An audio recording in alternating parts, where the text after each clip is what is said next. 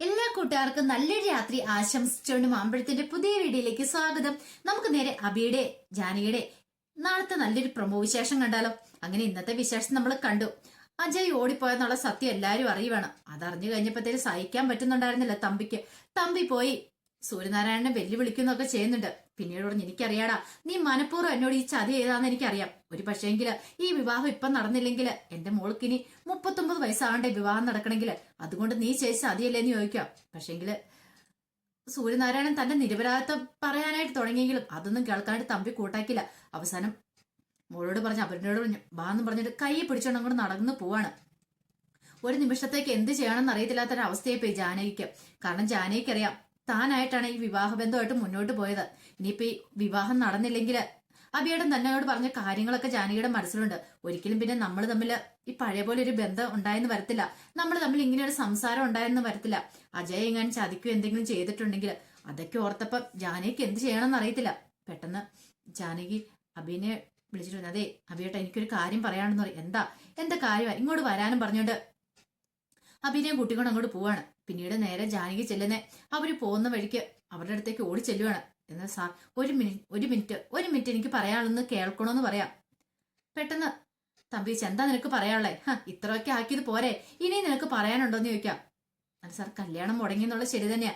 പക്ഷേങ്കില് ഞങ്ങൾക്ക് ആർക്കും അതിനെക്കുറിച്ച് അറിയില്ലായിരുന്നു. അറിയായിരുന്നെങ്കിൽ ഞങ്ങൾ ഇങ്ങനെയൊന്നും ഒരിക്കലും ചെയ്യില്ലായിരുന്നു പറയാം.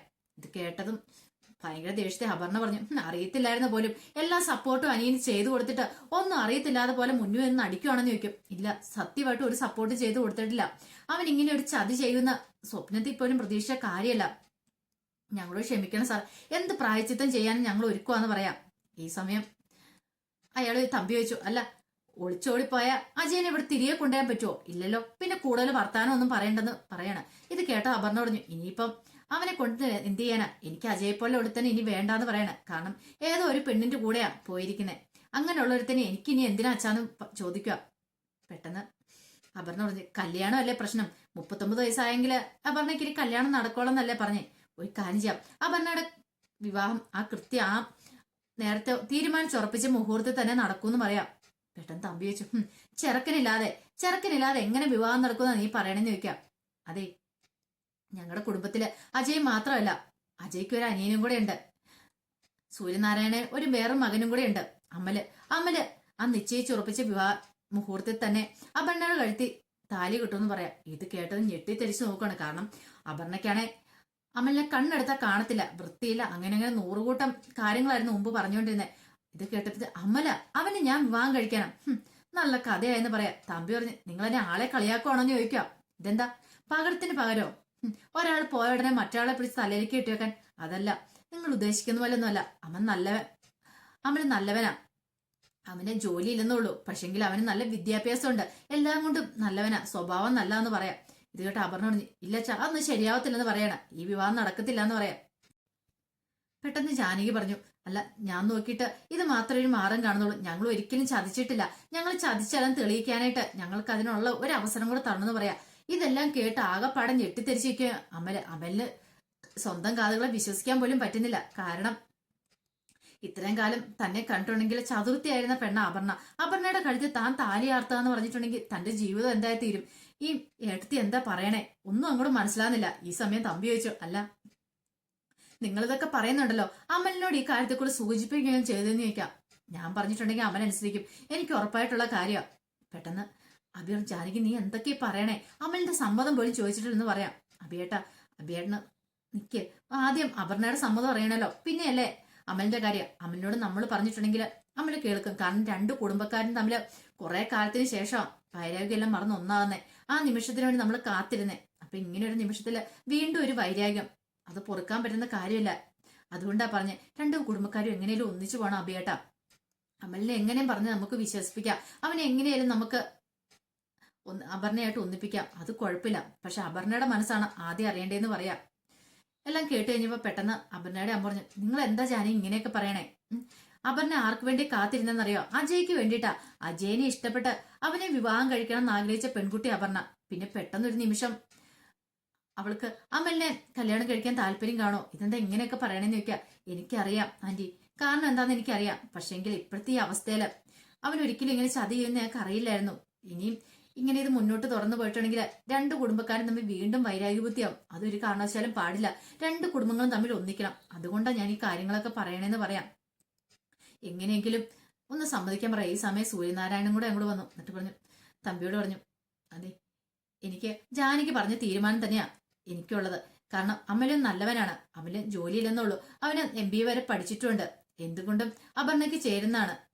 അതുകൊണ്ട് ധൈര്യമായിട്ട് ഈ വിവാഹം നടത്താന്ന് പറഞ്ഞു. ഇത് കേട്ടയും തമ്പി പറഞ്ഞു, അവന് പറയാൻ പേരിനെങ്കിലും ഒരു ജോലിയെങ്കിലും ഉണ്ടോന്ന് ചോദിക്കാം. ജോലിയുടെ കാര്യത്തിലൊന്നും പേടിക്കൊന്നും വേണ്ട. കാരണം അറിയാലോ, ഇഷ്ടം പോലെ സ്വത്തുക്കളൊക്കെ ഞങ്ങൾക്കുണ്ട്. പിന്നെ അവനിപ്പോ ബിസിനസ് തുടങ്ങാനാണെങ്കിലും ഒരു കുഴപ്പമില്ലെന്ന് പറയാം.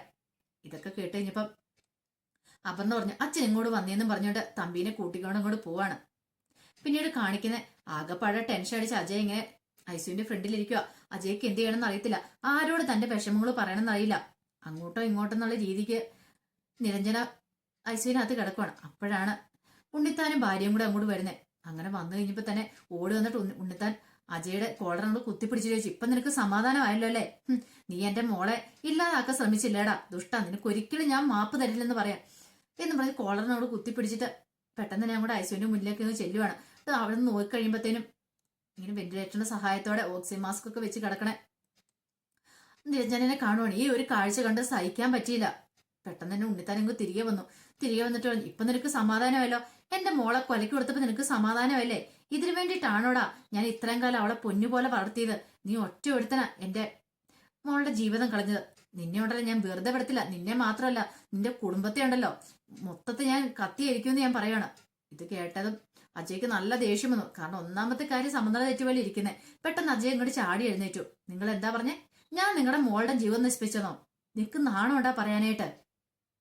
കാരണം നിങ്ങളുടെ മോള് നിങ്ങളുടെ കാല് പിടിച്ച് വന്ന് പറഞ്ഞല്ലേ എനിക്ക് ആ ചേട്ടന് ഇഷ്ടമാണ്, വിവാഹം കഴിച്ചോണ്ട്. വന്നിട്ട് നിങ്ങൾ എന്താ പറഞ്ഞേ? അത് മാത്രല്ല, എന്നിൽ നിന്ന് അവളെ അകറ്റിയത് ആരാ? നിങ്ങൾ ഒറ്റ ഒരുത്തനല്ലേ? കാരണം നിങ്ങളുടെ പദവി നിങ്ങളുടെ ഇതൊക്കെ വെച്ചിട്ട് മോൾക്ക് വലിയ വലിയ ബന്ധം കൊണ്ടായിട്ട് നിങ്ങൾ ശ്രമിച്ചു. അതുകൊണ്ടല്ലേ അവളിങ്ങനെ കടുകയും ചെയ്തേ. നിങ്ങൾ സ്വാർത്ഥ താല്പര്യത്തിന് വേണ്ടി മാത്രമാണ്. പക്ഷെങ്കിൽ അവൾക്ക് ഞാൻ ഇല്ലാതെ ജീവിക്കാൻ പറ്റില്ലെന്ന് എനിക്കറിയായിരുന്നു. പക്ഷെ ഞാനോ എന്റെ കുടുംബത്തിന് വേണ്ടിയിട്ടാ. പക്ഷെ ഈ ഒരു അവസ്ഥയിൽ അവൾ എനിക്ക് ഇവിടെ നിട്ടിട്ട് പോകാൻ തോന്നിയില്ല.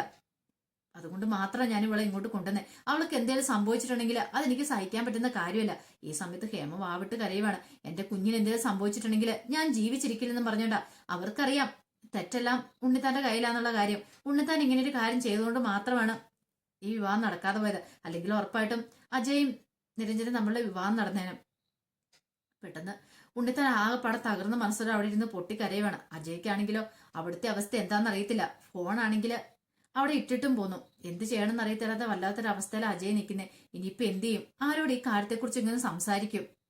ആരോടെങ്കിലും പറയാനും പറ്റുമോ? എവിടെ എന്തായി? കല്യാണ വീട്ടിൽ എന്തായി? ഒരു പക്ഷേങ്കിൽ രണ്ട് വീട്ടുകാരും തമ്മിൽ അടിച്ചു പിരിഞ്ഞിട്ടുണ്ടായിരിക്കുമോ? അതൊക്കെ ഓർത്തിട്ട് അജയുടെ ഉള്ള സമാധാനം കൂടെ നഷ്ടപ്പെടുകയാണ്. ഈ സമയം അപർണ തമ്പിനെ കൂടെ വിളിച്ചോണ്ട് പോയി. എന്താ മോളെ നീ എന്താ വിളിച്ചേന്ന് ചോദിക്കാം. അച്ഛാ ഞാൻ നോക്കിയിട്ട് ഒരു വഴി കാണുന്നുണ്ടെന്ന് പറയാം. എന്താ? അല്ല തൽക്കാലത്തേക്ക് ഈ കല്യാണത്തിൽ ഞാൻ അങ്ങോട്ട് സമ്മതിക്കാൻ പോവാച്ചാന്ന് പറയണേ. മോളെ എന്ത് വർത്താനാ പറയണേ? അല്ലച്ചാ ഇപ്പൊ അജയ് ഓടിപ്പോയി. ഇനി ഇപ്പൊ അതിന്റെ പേരും പറഞ്ഞിരുന്നിട്ട് കാര്യമില്ല. അമലെങ്കിൽ അമല്. എന്റെ കാര്യം കല്യാണമല്ലോ വിവാഹ ജീവിതം അല്ലല്ലോ ഞാൻ പ്രാധാന്യം കൊടുക്കണേ. കാരണം ഈ കുടുംബത്തെ ഒന്നാകെ താർക്കുക മാത്രമാണ് ലക്ഷ്യം. ആ കൂടെ ഇപ്പൊ എനിക്കൊരു ലക്ഷ്യം കൂടെ ഉണ്ട് അജയ്. കാരണം കല്യാണപ്പന്തലിൽ വെച്ച് എന്നെ ഇട്ടിട്ട് പോയാൻ അവനോട് ഞാൻ ഒരിക്കലും പൊറുക്കാൻ പോകുന്നില്ല. ആദ്യം ഈ കുടുംബത്തിനെ ഞാൻ ഉന്മൂലനം ചെയ്യും, പിന്നെയാണ് ഞാൻ കളി കളിക്കാൻ പോകുന്നത്. അതിനകത്ത് ഇപ്പൊ അമ്മയിലാണെങ്കിലും കൊള്ളാം അജയ് ആണെങ്കിലും കൊള്ളാം, എനിക്ക് ആരും ഒരു പ്രശ്നമല്ല. അജയെ സ്നേഹിച്ചെന്നുള്ള നേരെ തന്നെയാ. പക്ഷേങ്കിൽ അതിന്റെ പേരില് ഇനി ഞാനൊരു മനസ്സിലൊരു തീരുമാനം എടുത്തിട്ടുണ്ട്. ആ തീരുമാനത്തിന് ഒരു മാറ്റം വരുത്താൻ പോകുന്നില്ല. ഇവരെ നമുക്ക് അടപടലം തകർക്കണമെങ്കിൽ ഒരു പക്ഷേങ്കിൽ അമല് മതിയായിരിക്കും. അമലിനെ ഞാൻ വിവാഹം കഴിച്ചിട്ടാണെങ്കിൽ സൂര്യനാരായണനെ നമുക്ക് താർക്കാൻ പറ്റുക വെച്ചാൽ അച്ഛന്റെ ആഗ്രഹങ്ങളൊക്കെ നടക്കും. അതുകൊണ്ട് അച്ഛൻ പോയി എസ് പറഞ്ഞാലേ എനിക്ക് ഒരുക്കും ആ സമ്മതമാണെന്ന് പറയാം. ഇത് കേട്ടാൻ തമ്പി പറഞ്ഞു, മോളെ ഇത് നിനക്ക് ഒരു ജീവിതമുള്ളൂ, നിന്റെ ജീവിതമാ. വെറുതെ എടുത്തുകാടി തീരുമാനിക്കാനുള്ളതല്ല. കാര്യങ്ങളൊക്കെ എനിക്ക് അറിയാച്ചാ. ഈ അപർണ രണ്ടും തീരുമാനിച്ച് തന്നെ ഇങ്ങനൊരു തീരുമാനത്തിലേക്ക് എത്തിയിരിക്കുന്നത്. ഇനി നമുക്കിനി കാണാം. അപ്പച്ചൻ ധൈര്യമായിട്ട് പോയി പറഞ്ഞോളാൻ പറയാണ് എന്നും പറഞ്ഞിട്ട് അപർണ അങ്ങോട്ട് പോവാ. ഈ സമയം എന്ത് ചെയ്യണമെന്ന് അറിയില്ലാതെ തമ്പി ഇങ്ങനെ നിൽക്കുവാണ്. എന്ത് മറുപടി പറയണം? ഒരു പക്ഷേങ്കിൽ അവളെടുത്ത് തീരുമാനം ശരിയോ തെറ്റോ എന്നുള്ള ഒരു കാര്യത്തിൽ എത്താൻ പോലും അയാൾക്ക് സാധിക്കുന്നുണ്ടായിരുന്നില്ല. അപ്പൊ അതിന്റെ വിശേഷങ്ങളൊക്കെയാണ് നമ്മൾ കാണാൻ പോകുന്നത്. ഇനിയിപ്പോ നമ്മൾ കാണാൻ പോകുന്നത് അമലിന്റെയും അപർണയുടെയും വിവാഹമാണ്. അപ്പൊ ആ വിശേഷങ്ങളൊക്കെ നമുക്ക് എല്ലാവർക്കും കാത്തിരിക്കാട്ടോ. ഒരിക്കൽ കൂടി എല്ലാവർക്കും നല്ലൊരു രാത്രി ആശംസിച്ചു നിർത്തുന്നു. നന്ദി.